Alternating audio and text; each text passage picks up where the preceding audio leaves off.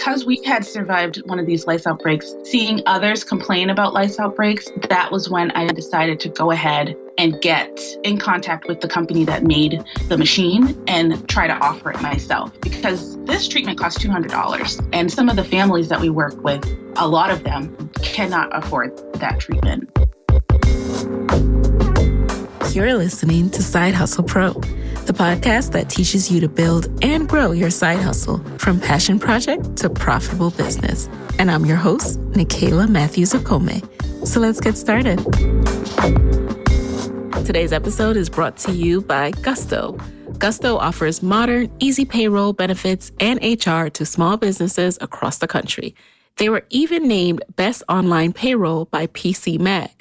And as a Side Hustle Pro listener, you will get 3 months free when you run your first payroll. So sign up and give it a try at gusto.com/SHP. That's gusto.com/SHP.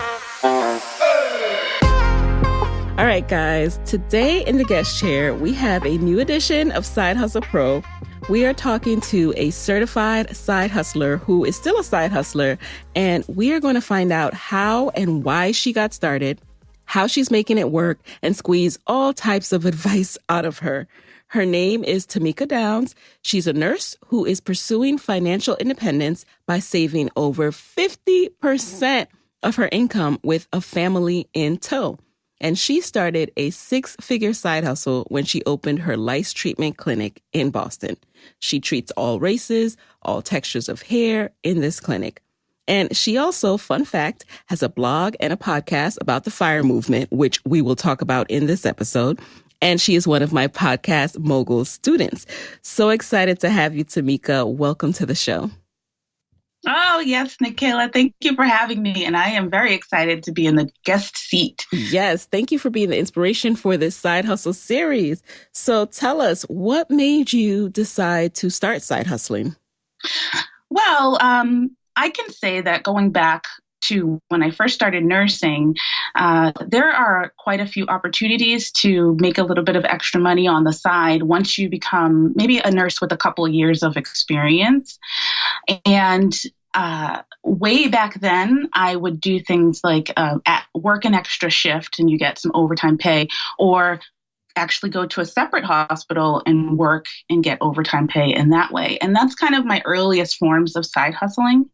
But when I joined the FIRE movement, which stands for Financial Independence, Retire Early, and increased my savings rate and also paid off all of my debt, I realized that I like to have a little bit more cushion because I'm not I'm not frugal by nature, basically. Okay. I have to actually plan it, work for it, and remind myself and put in automatic payment type of stuff in order to support frugal behavior. So for me, having a side hustle was a way to not just decrease my spending, but to increase the amount of cash flow and the amount of money I make, which I believe is as equally important as reducing your spending. Oh, yes. Oh, yes. I get really mad sometimes when people talk about, I'm not a Starbucks drinker, but when they're like, just stop drinking Starbucks, I'm like, the $5 multiplied, the math is not adding up. Like, quitting your Starbucks habit is not going to make you a millionaire. But anywho, I digress. So now you talked about being a nurse. How many years were you personally a nurse before you started Lice Clinics? Oh, so let's see. I was a nurse for around 7 years before starting the Lice Clinic, before actually taking my nursing experience and putting it behind its own separate non-W-2 work side hustle. Yeah. Okay. And then why Lice Clinics? How did you come to start a Lice Clinic? So, I started as a regular med-surg nurse, medical surgical nurse, which is somebody who could take care of people in with all sorts of ailments. And eventually I had the opportunity to become a school nurse. And at that time, when I switched over to school nursing, one of the things that I hated the most, or waited to do the most, I should say, was to check for lice. I hadn't had to check for any types of parasites, bugs, or anything when I was in the hospital setting. And so when I had to learn to check for bugs in kids' hair, it made me itchy. It was not an experience that I looked forward to. But I kind of had a trial by fire one year when our entire school had a lice outbreak, and out of 660 kids and staff, 1/3 of the school had lice. Ooh.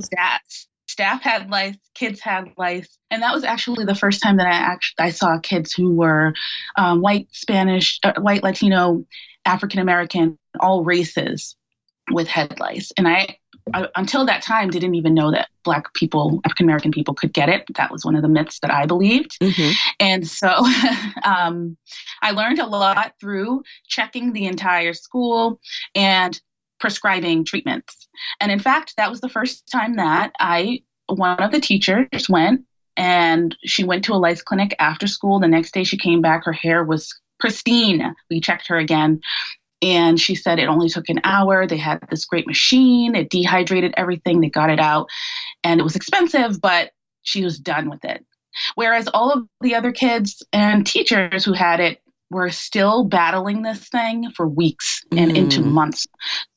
So bad that we even had to get the Department of Health involved just to figure out how we could stop the process. Wow. And that was my first introduction to this idea of a lice clinic. Did you have lice yourself and in your family? Did they come home to your family? So no, at that time, lice did not come home to me. I never had lice. The other nurse didn't get lice when we were checking. We had 2 nurses in that office. And so there are ways that people can protect themselves from getting lice, including some of the protective styles that we wear in our community as African Americans, some of the braids and the ponytails and some of the oils and things help to protect or repel us from getting lice. And so I luckily did not get lice at that time. Okay. There were about 115 nurses in the district that I work for. Mm-hmm. And because we had survived one of these lice outbreaks, seeing others complain about lice outbreaks, that was when I decided to go ahead and get in contact with the company that made the machine and try to offer it myself, because this treatment costs $200. And some of the families that we work with, a lot of them cannot afford that treatment. Mm-hmm. So I wanted to get my hands on one of the machines and kind of had a side hustle where I, maybe 1 or 2 days a week after school, I get out at 3. I could offer these at the schools with the outbreaks and charge maybe half price. Oh, wow. So then what did you do to set that up? Like, talk us through that process of getting the machine and getting a physical space or working out deals with the schools. Right. So I actually, when I started down the research process for this, I figured out, I went to that first location, the first Lice Clinic that I knew about. I went to their website and I figured out what the machine was. And it took a while, but I figured out the parent company that makes the machine. And then I ended up calling them. And I ended up saying, I'm a school nurse and I'd like to see if I could buy, how much it would cost to buy one of these machines from you. I'm thinking of having maybe a mobile business or something where I can help some of the kids in my district.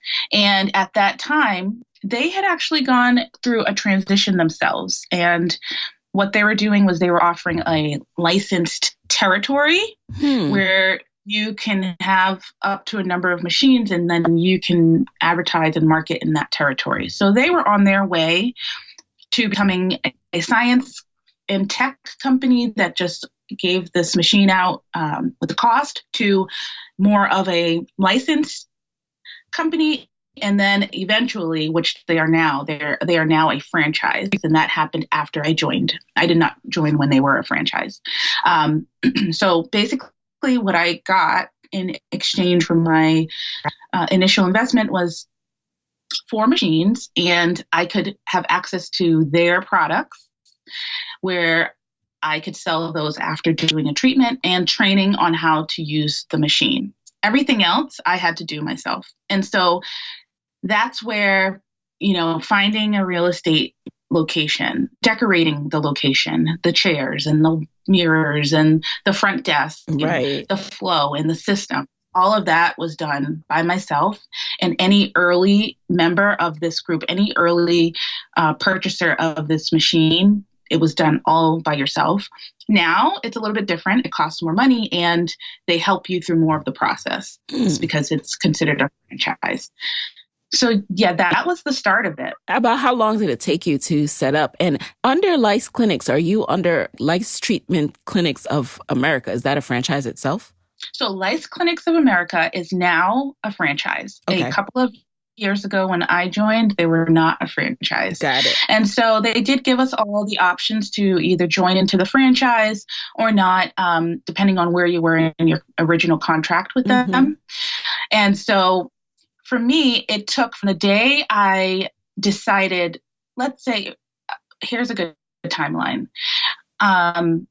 Once I formed my company and decided to do this, there was a little bit of time where I needed to find a location, and that took me a couple of months because I pitched different locations, but you have to pitch that you're going to open a lice clinic. So it's a little bit more dicey, and they have a lot more questions before they're going to let you in. It doesn't quite fall under a salon or a spa. It doesn't quite fall under a medical location. And so you have to kind of tell people what this is and convince them to let you rent out their space. So that was the biggest hurdle. But given that I wanted to get my money back as fast as possible, I was on a mission. So I was driving around. I had contacted a real estate agent that wasn't working fast enough for me. So I was going looking for signs. I was taking pictures of numbers. I was calling on my own, and then if I couldn't get through, I would give it to the real estate agent because somehow they can get through a little bit easier. And between him and I found my location, and he helped to coordinate the meetings and deal. So the other thing that happened that I made sure to do was I had faith that I was going to get a spot, even though the first person turned me down and the second place didn't quite work out. I had faith that I was going to get the spot, and it was around the time of Black Friday. So there were things and I do have space in my home, but there were things that I ordered before I had a spot, before I had keys anywhere. I took advantage of those deals and I got my chairs. I got a lot of the salon type material that you would need to set up a space. I ordered on that day and on more so on Cyber Monday, just because I knew I was going to make this happen. Yes. And it wasn't very long after that it did. I found a place, and in December, mid-December, so almost at the end of the year of 2016, I opened my location for the first day. Oh, yes. Congrats. I love the fact that you're like, okay, this is going to happen. I'm going to get my chairs. I'm going to get everything, even though I don't have a space. Yes. So you opened in December 2016. How did you then attract your clients? Who were your initial clients and how did you attract them? Yes. So the first day I opened, I got a call, and that was purely Google ads. Wow.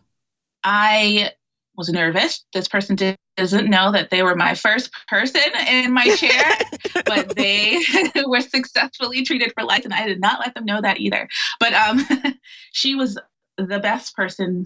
Actually, I have a video, and she Snapchatted the situation. She Snapchatted it on her own Snapchat feed. Okay. And so that was just a wonderful experience for me, and that was purely Google ads. For the first little bit of time, I tell people when I speak to them about opening a business or transitioning to having their own retail space, that having your marketing strategy thought out and relying on Google ads at the beginning is one of the best things that you can do. It used to be that you had to flyer, go to local areas and let them know who you were and kind of have a ground marketing game that was pretty significant time-wise.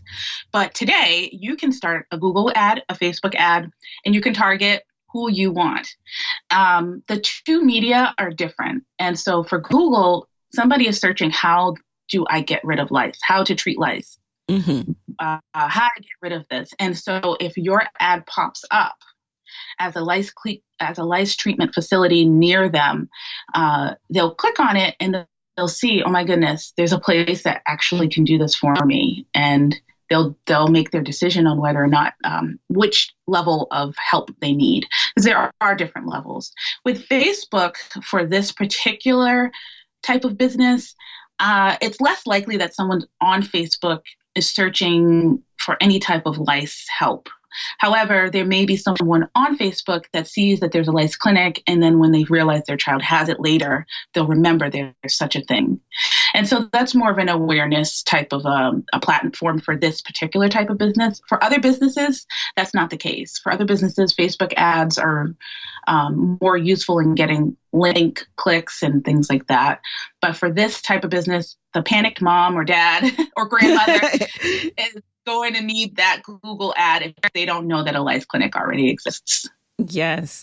And I'm so glad you brought that up. Let's dig into this for a second. So first of all, Sure. What made you want to start marketing before you open? So most people will think, okay, I'm open now, let me market. But what gave you that background to know that? I was more so focused, I think I had heard certain things like that. And this wasn't the first time that I tried to create something on my own. I was certified as a lactation consultant in the past. I'm still certified. And so I tried to create a product that would help moms when they're going back to work have an easier time with the machinery and breastfeeding and pumping at work. Okay. So just like things to keep your area clean and like ways to just make the process more smooth so that you're not always fumbling around. A lot of times when they're in, a closet or, there's other parts to that. But I recognized way back then from reading a book and from seeing other people, definitely reading books, that the marketing around something can start before the actual product is made, before the book is written, before the course is even created. And Yes. I didn't know that per se, but I knew that getting in the habit of talking about something out loud, it's the first step in growing your business. And it's the first step that a lot of new entrepreneurs need to overcome in order to get over that fear that they have. It's a very intimate experience to open your own thing and put yourself out there. And so the earlier you can get to talking about something that you're growing, the better it is. Because once it's actually here, not only are you then more equipped to talk about it and tout it, but everybody's kind of waiting to see if it's actually going to happen, or waiting to see and wondering, what is he doing or what is she doing? And they actually get to the point where they start to ask you, wait, are you still doing this? Yes, and you yes. have some momentum Or how's that behind coming you. along? Yeah. Yes, exactly.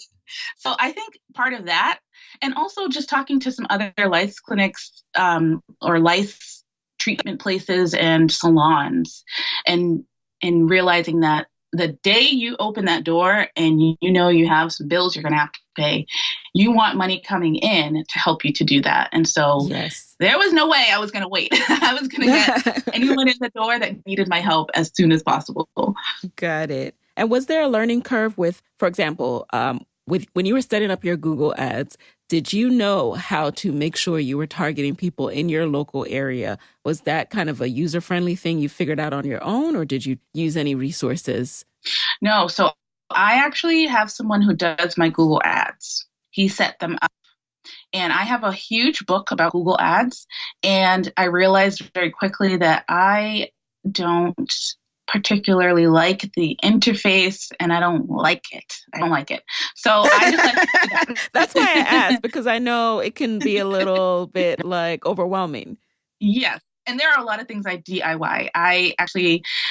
I've learned to computer program a little bit. I took a coding boot camp in this process. I know how to do some Facebook ads, the very basics of Facebook ads, Instagram ads. I like to learn. I know I have learned how to manage the back end of my website. I have built other websites now because of starting this business and starting businesses like my blog about breastfeeding in the past. So I like to be hands-on, but I just don't like I don't like it. There's something about it.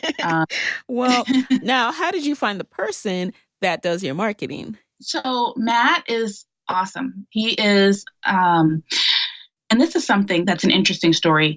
So he started to teach, he taught himself Google, and he took courses to learn Google. And he had one client that was a lice clinic in Chicago or Michigan. And that one person referred him to all of the other lice clinics as they begin to open. He now has about 50 clinics that he manages. So he now specializes in advertising lice clinics. And that is something, if anyone is interested in learning Google Ads is listening, and you pick a niche or you just fall into a niche like that, the referrals, and it's the same thing at the clinic. And it's the same thing for any business. Referral traffic is the most magical traffic because it's free traffic. So if anyone's in the lice clinic in my chair and they know that they had a sleepover last weekend with 6 kids, those kids need to be referred to come in. And I don't have to pay a Google click for that to happen. The person texts them directly from the chair. And sometimes they come in before that person's done, and then it's like a big party. So there's like referral traffic is the thing. Yes. And you have such an urgent need-based business, whereas like if someone has the solution to getting rid of your kid's lice or your lice, like, I would be there in a heartbeat. Are you kidding me? Like, that just makes my skin crawl, the idea of lice. Exactly. So, and I'm glad you bring that up, because my next question was really around how did you grow your brand? So obviously we know you get that initial customer traffic, but now we know, okay, referrals are a part of it. And was there anything else you think really helped to grow your business to what it is today? Yeah. So one of the other things that I think other listeners can implement is figuring out who are the different people in the cycle of your business. So there are those people who wake up and they have lice. Those are going to be your direct customers. But then there are people who service those customers pretty regularly, and the people that those individuals are going to call first. You're going to call your PCP, your pediatrician. You're going to call your school nurse or get a call from your school nurse or teacher. The principals at schools should know, maybe the PTA should know. And so at that point, it becomes, how do you get in front of those people? One of the ways that I do that is there are nursing conferences that I can go, and I'll either work the room if I haven't, if there's a school nurse conference, I can let people know that I own a lice clinic. And the other way is just brand recognition. And that's where you come into the Facebook or the more widespread general marketing, where you're not actually looking to have someone pick up the phone and come in right away. You want people to know that this thing exists. And a lot of people don't know that it exists. So you just want the local business people, the hair salons, everyone in the residential area to know, hey, there's some type of clinic, and then if you have lice, that's where you should call first or second, Yep. Now, one of the biggest questions I always get is about juggling and balancing these side hustles. How did you yourself, who, you have this burgeoning business, so much traffic coming in, how did you balance being a nurse and an owner of your lice clinic? Well, I think it's important to know that at the beginning of growing the seed of a business, you have to tend to it. And if you're in a point where you don't really have the time to commit to it, and you haven't set up the expectations with your family or with your friends that this is happening, and that's kind of like a marketing too. You have to start marketing from your family side and your friends first, because they're not going to have the chance to call you as easily, and they're going to have to deal with you not being there, and you have to get them on board for sure. But I think having that be a known for yourself, and preparing your mind for that you're going to be hustling, grinding for a certain amount of time is the first step. And the second step is to be aware of how long you can actually do that, and what are some things that you can do to begin to offload that at the precise times that you need it. So for me, I can go for about 3 to 4 months in a heavy grind mode. And I think that's also why things like coding boot camps last for about that amount of time, because that seems to be a natural amount of time that people can do something intensely. And it was around March and April. I opened at the end of December. I hardly count that. So January was my first real month. It was a very productive and a good revenue month. I was able to pay for everything I needed to pay for in that first month of business.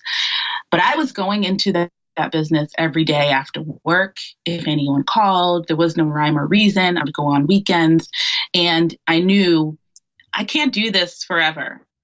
So I started with I had my sister trained. She's a she's a stylist.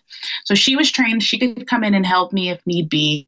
And I had another employee trained at the same time when I started. So there were 3, but I was really taking the bulk of it. And I knew by about February, March that I needed to find more help. And that became a focus. And as I was able to transition into more help and actually had somebody in the clinic while I wasn't there, and became comfortable with that idea, because it was a hard thing to become comfortable with, actually. And why was that? Do you think, was it hard to become comfortable because you were worried about meeting the expectations of clients, or was it hard to hire someone else? Well, I'm sure that you would understand, because you've grown your podcast with your heart. Yes. And it was like all of your grit, and you pour everything into it, and letting someone else take control of a part of it, and them having a different perception, goal, all those things. It's really hard to know that they're going to do it exactly the same as how you would do it. But the thing that is important to understand is that they're not going to do it exactly the same as you're going to do it. And that, in fact, your customers don't always need you to do certain things the same way that you would do it. They need it to be proficient and maybe a little bit better than proficient, but my customers are in and out in an hour. So I need someone to be there that is going to make them feel comfortable, make sure it's clean, take care of their questions, and then get them out the door. I give my whole heart when I'm in there. I talk to them and I learn about them and who are you and blah, blah, blah, blah. I do a lot of that, and that's not necessary. It's not really necessary. They have life. They want it gone. So, getting to the point where you figure out the things where nobody cares if you're the one doing your social media, or nobody cares. They just want to see the pictures, or, nobody cares if, I don't know, there's certain things that someone else can do, and then certain things that you have to do. And that was hard to tease out. But once it was teased out, I realized that I could really step back as long as I had somebody there, people there that I trusted. And I love my techs. My Lice techs. One of my techs has a goal. She says, I want to pay your rent with your product sales. She was a former salon owner for many years, and now she has about 6 more years before she retires. And so that's a goal that she had in her salon, to pay her rent with just product sales. And so that is her goal. And to me, as a non-salesman, as a non-stylist, I didn't know that was impossible. But there's something about getting people what they need and what they can use in the interim, so that they hopefully don't have to come back. And I didn't even pick up on that, and she was able to. So there are things like that where if the person that you can replace yourself with is someone that you trust and has business-minded goals and thoughts and all of that, they don't have to be you. And that allows you to get your time back. So that was also one of my goals when I started at the clinic, to go in there, to hustle, to grind, and to get my time back. And that has since happened. Hey guys, it's Michaela here with a quick word from our sponsors. This episode of Side Hustle Pro is brought to you by Zola. Zola is the easiest way to plan your wedding and registry. Moyo and I used Zola for our wedding in August 2017, and I absolutely loved it. I love Zola because as a busy side hustler, I had absolutely no time to waste going into a physical store and scanning registry items one by one. I was not about to do that. So I signed up for Zola, and it made the experience way more enjoyable. So my fellow side hustling bride and grooms, here is what you need to do. First, start with a free wedding website on Zola. It takes just minutes to set up, and Zola makes it easy to personalize with your favorite design and with all your wedding details. Then, build your dream registry on Zola. Zola has over 500 top brands from Cuisinart to Sonos and Airbnb, and you can also create a fund for your honeymoon like we did. Plus, register for gift cards to your favorite brands. So to start your free wedding website and also get $50 off your registry, go to zola.com/side hustle. That's zola.com/side hustle to start your free wedding website and get $50 off your registry on Zola. If you have a business or you know someone who does, you probably know by now that small business owners, we wear a lot of hats. And some of those hats are mad fun, I'm not gonna lie. But some of them, like filing taxes and running payroll, they're not so great. That's where Gusto comes in. Gusto makes payroll, taxes, and HR actually easy for us small businesses. It's fast with simple payroll processing, benefits, and expert HR support all in one place. Gusto automatically pays and files your federal, state, and local taxes, so you don't have to worry about all that. Plus, they make it easy to add on things like health benefits and even 401ks for your team. So those old school clunky payroll providers that you probably thought you had to look at, they just weren't built for the way we work as modern small businesses, but Gusto is. So let them wear all of those hats for you. You have better things to do. Side Hustle Pro listeners, you get 3 months free when you run your first payroll. So test it out, see for yourself at gusto.com/SHP. That's gusto.com/SHP. And you know what I really love about what you just said is you also recognize that your techs, your employees have goals. And it's very hard to find that balance between finding people who you can trust and will do an awesome job because they also believe in the mission of the business, but also recognize that they have their own goals. And that doesn't mean that they can't do a good job in your business. So how did you go about hiring? Are these still people in your circle? Are these people who, you just recruited via something like a job board? Yes. So I've tried the Facebook board where you can hire from there. And I don't always get promising people. The particular people who are there have been there for nearly since the beginning. So in that first year. So when I decided that I needed help, they were the ones that I found. They've been there. That's 2 of them. 2 I found later. One was a recommendation from one of those first of the techs. And I'll say that the people that I started with initially, so my sister, who only helped me once, by the way, and the other tech that was there, they did not. They are not the people that they're gone. My sister decided she doesn't like it. She likes the other side of hair. So she likes that side of hair. And she helped me once. I appreciate her, but that didn't really help me. So the people that work there now have been there for a while. And it's kind of like a well-oiled machine that I hope never stops. And that's what I'm trying for. Yeah. Because they know everything. They're awesome, Yes, I love that. So let's talk a little bit about the money side, because not everyone makes money when they're side hustling at all. And we know you are a 6-figure side hustler. So let's talk about that. First of all, when you started out, was it immediately that you started generating revenue and then from there it just grew? Or were there specific actions you took to say, I want to meet this revenue amount each and every month, and here's what I need to do to get there?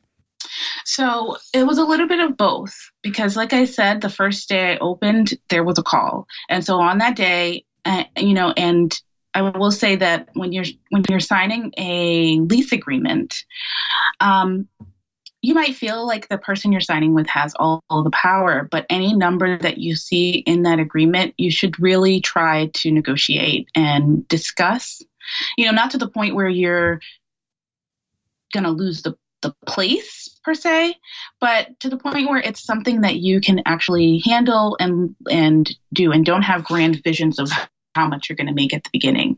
Yeah. So one of the other things that's really important about leases is that if you have to do any work at the beginning with commercial leases, you have to get the material in, you have to set it all up, you have to paint, maybe you have to fix some flooring or something like that. I didn't have to do any of that, but I still asked for the time to do it. And you don't have to say, oh my goodness, I love this place. It's ready. I can turn the key and I can just start tomorrow. Okay. You can still say, there's a little bit of work that I need to do. And I would really like to have the first 2 months rent free so that I can get that work done.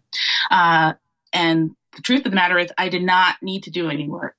I didn't even paint. I needed to set everything up. It took me a week. I don't know. And then I opened my doors. But for that first couple of months, I didn't have to make a payment. And I would recommend that to everybody. The other thing is when I started and I began to budget for what I needed to have in the clinic, I figured out how many people I would need to service. And because it's a $200 service, it's easy to count how many cases of lice I would need to treat in order to cover my basic expenses. And so I knew that number from the beginning. And every month I'm targeting breaking even. That was my first target because I didn't want to have to put any more into the business. And so that was the case. And I would call schools, anything free that you can do. So, if you know how to use Instagram or if you know how to do the Google ads, which is not free overall, there's clicks. But any time you can call, get on TV where you can talk about the business that's in an area, like local access television. Anytime you can do that, it's your time, but it will lead you to getting your target, which is to break even or make money at the very beginning. So are you still just breaking even or are you profitable at this point? I am actually profitable at this point, and I do go by the Profit First. If you read that book, Profit First, that has information on how to set aside your profits from the beginning and work your budget in that way. But I also apply kind of the FIRE concepts that I apply to my personal life. So, for instance, some people do a build out from the beginning. They go into a space and they want to make it into their vision. And so there are different ways to do that. You could pay out of pocket yourself, or you can finance it, which increases your monthly lease payment. I didn't do that. I think I spent a couple or a few $1,000s getting the place set up. And then my goal was to make that money back immediately. So from the beginning, I didn't add in the extras that a lot of people add in. And I keep my business budget as lean as possible. And I have to really remind myself that people are coming to get their lice treated. They're not coming. Yes. To look at the floors and say, wow, it's nice in here. Exactly. And I mean, of course, you can't have it be a dump, but you don't have to build it out like a luxury salon where people come to talk to their girlfriends and, luxuriate for the day. That is a very good observation. Yeah. There are clinic owners who have really beautiful floors that they get poured concrete and they're beautiful, and they have they serve liquor or like a wine for the mom who's just at her wit's end. And I really want to do those things, but I cannot because that means I have to serve more people just to pay my basic bills and my staff. So I don't. That's a really good reminder for all of us, because it's easy to look at other people further along and be like, I want that. It just looks so nice. But then we have to go back to our budget and keep that business budget as lean as possible. And guys, I will link to Profit First. A few of our guests have mentioned it, but I will be linking to that again in the show notes so we can all dig into that. And let's talk a little bit more about the FIRE movement. So you explained what it stands for in the beginning, but what does that entail? What does that look like on a weekly basis for you? How is FIRE incorporated into your life? So today, if I took a snapshot versus when I first started, it's vastly different. Today, I save 50% of my salary. I save into retirement accounts. I save, of course, to my pension. And I also save in cash or more liquid savings. And so to get to this point where I can save that much with 3 kids, a house, husband, and still feel like I'm living a good life, it took it was a long road. Part of that first step in moving in this direction was paying off debt. So I had over $90,000 of student loan debt that I paid off. My husband had about $42,000 when I met him, 46 or 42. And last year in 2018, we paid off his, but not until he decided that he was ready to do it, because it requires you making the goal your own and really doing a little bit of sacrifice and pushing all of your money in that direction. And so I wasn't going to be on fire, I guess, about my situation and then pay off all of mine and pay off all of his. I wanted him to have some ownership in his. So once he was ready, I was ready to help him. I was ready to go with him, and I was excited. But I let him hold his balance for a couple of years until he actually was. So that allowed us to free up. I think he was paying like $760 towards his before finally hitting it really hard. So $460 was his payment every month, and then he was paying an extra $300 towards his student loans. I was paying, I think I owed around $4 something for student loans. It's been a while now, but I was paying up to thousands of dollars towards my student loans at one point, just in terms of cutting cable, cutting food, eating out was a huge part of our budget that it wasn't that we budgeted for it. It was just, we spent a lot of money eating out. Yes. And so we cut that and we started cooking, and trips and everything were on hold for that year plus. I did mine. So that allows you to figure out the maximum extreme of your cash flow. Yes. And after you're done paying that off, you then have this decision point where it's, do I save more or do I use this for something else like a business? And so I did a little bit of both. I increased my savings rate, and I continue to increase it as I get any raises.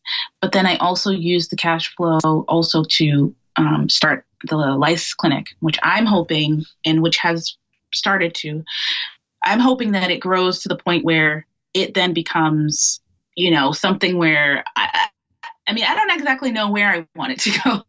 Yeah. But I knew that I wanted it to be a separate source of income to take off to alleviate our personal budget. And that has definitely happened. Okay. So, and to dig down a little deeper, first of all, guys, I apologize for my Starbucks comment. Cutting Starbucks is helpful in sticking to your budget and living lean. Now, let's dig into this a bit. So when you say, right, because I need to really know, right, I want to model you a little bit. Okay. When you say you are now able to save 50% of your income, are you talking about nursing income and Lice Clinic, or just nursing income? I'm talking about my nursing, like our family income. Okay. The Lice Clinic allows us cash flow to just live our life. Okay. And so half of my income is no longer needed right now. So for instance, I maxed out my 457. I have a 457, a 403B, a pension. I have dependent care and an FSA. And I hit all of those. And so the max on a 457 is 18.5, which now it's 19,000. The max on a 403 is the same. 18.5 last year, now 19,000 that you can save into these accounts. My pension plan requires that I put 11% of my salary in. So every 2 weeks, that comes out automatically. And then I also had daycare expenses this year. So the Lice Clinic allows me to actually pay the $8,000 in daycare because part of my budget is shifted to the clinic in that way. And so the FSA, the flexible spending account that you can use for your medical, I did that as well. And so my husband also saves into his retirement, which he works at a corporation. So it's a 401k for that. Yeah. So all of that. And then we have accounts. So we have a family fun account, which includes our Christmas budget, any trips that we decide we're going to go on for the year, which we don't travel too much, but we go down to DC, Maryland, Virginia, where I went to school, and where all pretty much every friend that I have, a lot of them are down there still because I went to the state school. So I go there to the DMV. And so we have all of that budgeted out, and we put into that every month so that those funds are fully funded along the way. These are great tips, sense. By the way. Yeah. So thank you for giving us a peek inside of, how your family does it. And with all the great things you have going on with the Lice Clinic and then working a whole other full-time job, what made you decide to start your blog and your podcast? So the podcast, somebody asked me to be their co-host, and I just said yes, because I thought that it would be a fun experience. I had been on a different podcast as an interviewee. Someone else in the fire community asked me to be on their podcast once I crossed that threshold of the 6 figures. Because in that group, we sometimes share our wins. And so I just posted it. And it was actually, you may know Jamila Safran of Journey to Launch. Oh, yes. I know Jamila. So way back then, she asked me, that was the first podcast I ever went on. I was so nervous. But after it was done, I was like, oh my gosh, that was so fun. That was just, I hope it sounds good. And, I was nervous that it wouldn't sound good. And I couldn't listen right away, from being in the group that I can't always listen at the beginning when I release something. But eventually I do listen to my speaking and my voice and everything. I just get a little nervous.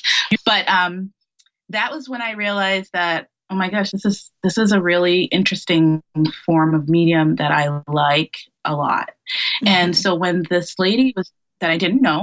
I did not know my co-host, but she heard that podcast interview and she asked me to be her co-host. She was thinking about starting a Phi for Families podcast. And I said, of course, because I like to try things, even when I don't have time. So we started it. It's called House of Phi, which is FI, meaning financial independence. And it's about pursuing Phi with a family. And of course, I like to talk to people who side hustle or who try other ways of increasing their income, which could be within their own work or outside of their work. There are different ways to do that, or getting real estate income or some other way of increasing your income so that you can go through the Phi and even the fire journey with your family and be comfortable and regular, not deprived. Yes. I like to focus on that. And she likes to focus on a lot of the stories, how the lifestyle will be after you reach it, and, pursuing things that you'd want to do once you've cleared out all the debt and saved and reached a certain point. So together we talk to all types of guests around fire, the journey, and ways to reach it. Yes. So Phi, financial independence. This is a whole new thing for, everyone who's listening to tap into, because when I started this podcast, I was really interested in people who side hustle to become full-time entrepreneurs. And just because you're a full-time entrepreneur doesn't necessarily mean that all your financial ducks are in a row and that you're able to actually make money from your business, that you're not struggling. So understanding another a whole other perspective of why people side hustle and how this has actually given them financial independence to take some of that stress off of them, to not have to worry about where their next check is coming from, what's going on, is so, so cool and so informative. So I hope you guys check out Timika, check out Jamila, check out this whole movement, and let's all do our best to scale our side hustles this year. And I'd like to add to that, because Jamila and I, and also the couple from Rich and Regular, Nasima from Financially Intentional, and Carmen Perez, we just did a round table discussion about why people of color need to be in the FIRE movement. And in fact, I also blog at The Reluctant Frugalist, because I am reluctantly frugal and I have to really work to be frugal. That is me. So I need to read your blog. Yes. Yes. And I actually started a Black Fire series, and it's 2 parts so far. I plan to release another section of it in Black History Month. And when you look at the wealth gap, when you look at the spending, when you look at the creation of a legacy for the generations after us, our children, all of the concepts of FIRE are hitting a mainstream, and they're concepts that aren't that new. They're concepts that have been around in the past, especially during times of, like after the Depression, that era seems to be more frugal. These are not new concepts. All of us can learn something from the concepts, whether you fully embrace it and fully implement it, or you just take little bits and pieces to make it so that your savings rate, if you just want to focus on savings rate, just bump it up a little bit and prepare a little bit more. You can take bits and pieces from this, and it is imperative that we at least look at it. If you're a person of color, you at least have to look at it, and we're trying to get that word out. Yes, thank you guys. Okay, now let's shift into the lightning round. You know the deal. You just answer the first thing that comes to mind. Are you ready? I'm ready. Alrighty. Number 1, what is a resource that has helped you in your side hustle that you can share with the Side Hustle Pro audience? I will share 2. One is the Pomodoro method. It is a method, it's very simple, where you break out your time. Let's say you do 25 minutes of uninterrupted work, and then you take a break, and then you do another 25 minutes. And if you can implement that 3 or 4 times in a day, you've then done generally more work than you would do if you just spent kind of the whole day aimlessly trying to be productive. And that way it allows you to check it off, and you can then look back and see, okay, I did this, I did that, I did that, and get it out of the way. For me, earlier is better. I get it out of the way early. Yes. Another one is I use QuickBooks Online. That has been very helpful for me, just to keep my eye on my budget. Now, number 2, what's been the best business book or podcast episode that you've consumed this year? So the book I was reading this year was, I started it at the end of last year, finished it this month. The book I was reading this year is 5 stars, The Communication Secrets to Get from Good to Great. And it's by Carmine Gallo. I believe that's how you say it. Okay. And it's all about how communication is the secret of kind of any disruption we have economically. So there's this whole fear that many, many people, and maybe it's more than a fear, are going to lose their jobs due to AI. And what he talks about are secrets to communication, how storytelling or creating your messaging is a way that people are going to kind of rise above that in the future, and even right now. So podcasting is one such way of communicating your way to success. And that's why, I think that explains it. Yes, and we will link to that one. Now, who is a fellow side hustler that inspired you and motivated you to keep going? Well, I'm going to name you, Nikayla. Oh, yes, I am. Why is that? So one thing that you did was you grew this podcast to the point where it's just mind blowing how successful it is. But you also created a podcast that focuses on us, and it's unapologetically focusing on us, and we need the voice in the space. But the other thing that you did was you took what you learned and you turned it into a way to help other people. And so you're not side hustling anymore. This is you're a professional. This is what you're doing, but you're growing your business. It's like watching Oprah, like back in the day, because you're taking one stream and you're turning it into multiple streams. And in the process, you're doing really good work helping others.